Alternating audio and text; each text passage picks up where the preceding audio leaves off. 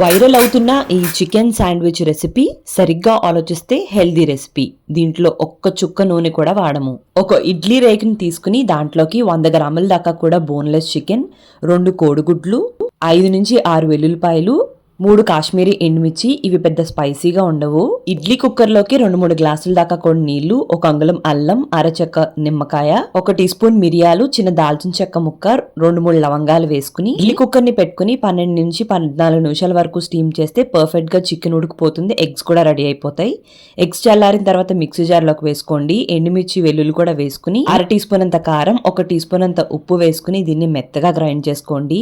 Oregano ఉంటే అది కూడా వేసుకోవచ్చు. ఈ విధంగా గ్రైండ్ చేసుకున్న దాన్ని పక్కకు పెట్టుకుని చికెన్ చల్లారిన తర్వాత తురుముకున్నట్టు కట్ చేసుకోండి. అంటే స్ట్రెడెడ్ చికెన్ లాగా. ఇప్పుడు దీంట్లోకి మనం ముందుగా గ్రైండ్ చేసి పెట్టుకున్న ఎగ్స్, వెల్లుల్లి అన్ని కూడా వేసుకుని దీంట్లోకి నచ్చిన వెజిటబుల్స్ వేసుకోండి. నేనైతే క్యాప్సికమ్, టొమాటో, ఆనియన్స్ వేసుకుని అంతా కూడా కలిసేంత వరకు కూడా కలిపేసుకుని పక్కకు పెట్టుకుని ఇప్పుడు బ్రెడ్ కానీ లేదంటే రోటీ కానీ తీసుకుని ముందంతా కూడా ఇది స్ప్రెడ్ చేసుకుని కావాలనుకుంటే పైన కొద్దిగా చీజ్ వేసుకుని పైన ఇంకొక బ్రెడ్ ని వేసుకుని కొంచెం బటర్ తో 2 వైపులా కూడా బాగా కాల్చేసుకోండి.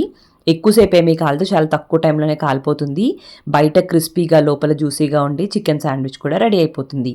మరి నచ్చితే లైక్ అండ్ ఫాలో చేయడం మర్చిపోకండి.